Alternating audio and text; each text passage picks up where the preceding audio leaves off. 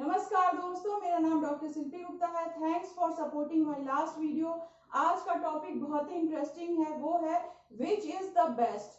कौन सा बेस्ट है, हीटिंग और आइसिंग। जब भी हमें चोट लगती है तो हमें बहुत ज्यादा कंफ्यूजन होता है कि हमें हीटिंग करना चाहिए या फिर हमें आइसिंग करना चाहिए।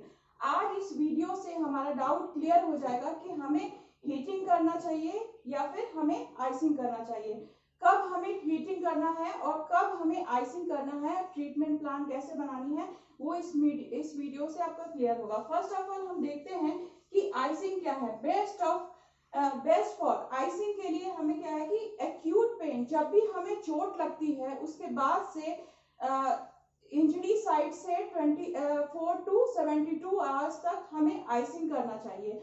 आइसिंग जैसे कि आपको पता है कि इन्फ्लामेशन के 5 साइंस हैं। फर्स्ट वन इज रेडनेस, जहाँ पे हमें चोट लगती है वहां पे लालीपन हो जाता है, वहां का एरिया हीटेड हो जाता है, स्वेलिंग सूजन आ जाती है, वहां पे दर्द होता है और वहां का फंक्शन लॉस हो जाता है। तो जब आप, ये कॉमन है, अगर आप सोचो अगर हम कोई भी हीटिंग मोडालिटीज लगाएंगे तो वो हमारा इन्फ्लामेशन के साइन को और इंक्रीज करेगा। तो हमें इन्फ्लामेशन के साइन को कम करना है, तो उस इन्फ्लामेटरी साइन को कम करने के लिए हमें वहां उस एरिया पे आइसिंग अप्लाई करना चाहिए।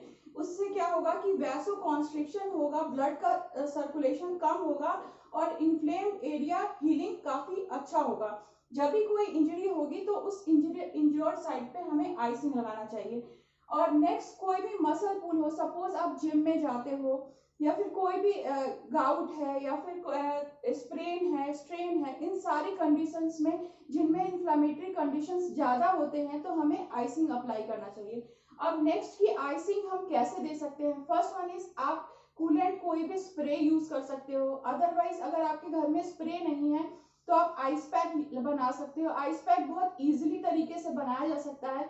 सिंपल हैंकी में भी आप आइस क्यूब्स को डाल के रैप करके उस अफेक्टेड एरिया पे लगा सकते हो। और कॉन्ट्राइंडिकेशन ऑफ क्रायोथेरेपी क्या है, मीन्स अगर आइस थेरेपी दे रहे हैं तो हम किन किन जगहों पे नहीं देना चाहिए। सपोज कोई डायबिटिक पेशेंट है तो उन कंडीशंस में उनको पहले हमें देखना चाहिए कि कोई उनको न्यूरोलॉजिकल प्रॉब्लम तो नहीं है, कि उनको कोई न्यूरोपैथी तो नहीं है। सपोज हो सकता है उस मरीज को डीवीटी हो, डीप वेन थ्रोम्बोसिस, या फिर उसको कोई ब्लड से रिलेटेड कोई प्रॉब्लम तो नहीं है, क्लॉटिंग से रिलेटेड कोई प्रॉब्लम तो नहीं है। तो पहले हमें प्रॉपरली क्लिनिकली डायग्नोज कर लेना चाहिए, देन हमें आइसिंग अप्लाई करना चाहिए। सेकेंड वन इज कि हीट किस एरिया पे देना है।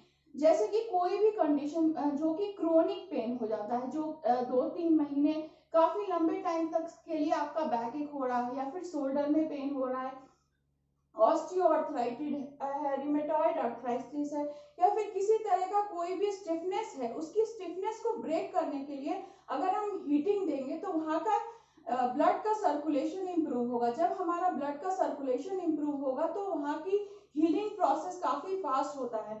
तो उन सारी कंडीशंस में हम लोग हीट को प्रोवाइड करते हैं, हीटिंग देते हैं। तो हीटिंग देने से हमारा सबसे पहला चीज क्या बढ़ा, ब्लड का फ्लो बढ़ा, मसल्स रिलैक्स हुई, स्टिफनेस ब्रेक हुआ और मसल्स में जितने भी हीलिंग के प्रोसेस हैं वो फास्टर हो गए। तो हीटिंग का जो प्रोसेस है वो हम लोग क्रोनिक पेन और सोरनेस के लिए करते हैं। अब मैं ये बताऊंगी कि हीटिंग के कौन कौन से, जैसे कि सपोज आप बहुत तरीके से हीटिंग दे सकते हो। ड्राई हीट दे सकते हो या फिर मॉइस्ट हीट दे सकते हो।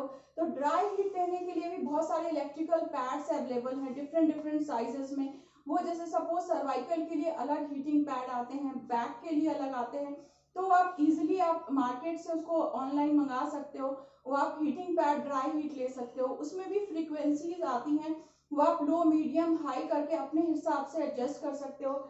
मॉइस्ट हीट हमें कैसे लेना है, जैसे कि जिस एरिया में हमारा पेन हो रहा है, सपोज आप ऑस्टियोआर्थराइटिक के पेशेंट हैं, आपके नी में पेन हो रहा है, तो आप डिप मेथड पे जा सकते हो। सपोज आप बकेट में गर्म पानी रख के उसमें आप नमक या सॉल्ट रख के आप उसको हीट कर सकते हो। इससे क्या होगा, अगर आप सॉल्ट डाल रहे हो या फिर फिटकरी भी हम जनरली बता देते हैं, तो जितने भी इन्फ्लामेशन है वो भी कम होंगे, सूजन भी कम होगी और हीटिंग भी अच्छा मिल पाएगा। तो अगर हीट के साथ अगर हम एक्सरसाइज करते हैं, बहुत बार क्या होता है कि पोस्ट फ्रैक्चर जब हम लोग रिहैबिलिटेशन कराते हैं तो हम डीप मेथड में क्या, बकेट में गर्म पानी करके स्माइली बॉल, जो मैंने आपको ऑलरेडी पिछली वीडियोस में बताया कि स्माइली बॉल लेके आप एक्सरसाइज करते हो, तो जब हम मूवमेंट के साथ हीटिंग का यूज करते हैं तो रिकवरी काफी फास्टर देखने के मिलता है। तो आई होप आपको इस वीडियो से समझ में आ गया होगा कि एक्यूट पेन में हम लोग आइसिंग का यूज करते हैं और क्रोनिक पेन और मसल सोरनेस के लिए हम लोग हीट का यूज करते हैं। तो ये इन्फ्लामेटरी कोई भी कंडीशंस होंगे तो फर्स्ट हम आइस करेंगे, देन हम हीट करेंगे। इसमें भी सेम हीटिंग का कॉन्ट्रा इंडिकेशन पे हमें ध्यान रखना चाहिए कि सपोज कोई स्किन से रिलेटेड कोई प्रॉब्लम तो नहीं है, कोई इरिटेशन तो नहीं है। बहुत बार होता है स्किन से रिलेटेड प्रॉब्लम है तो उस एरिया पे हमें हीटिंग अप्लाई नहीं करना चाहिए। कोई मेटल इम्प्लांट हो, किसी तरह का कोई गोल्ड ज्वेलरी या सिल्वर, कोई भी मेटल से रिलेटेड ज्वेलरी पहन के भी हीटिंग नहीं लेना चाहिए। तो कॉन्ट्राइंडिकेशंस को ध्यान रख के हम लोग अपने घर की चीजों का यूज करके, हीट और कोल्ड का यूज करके हम प्राइमरी और सेकेंडरी पेन को मैनेज कर सकते हैं। I hope you enjoy my video. Thank you.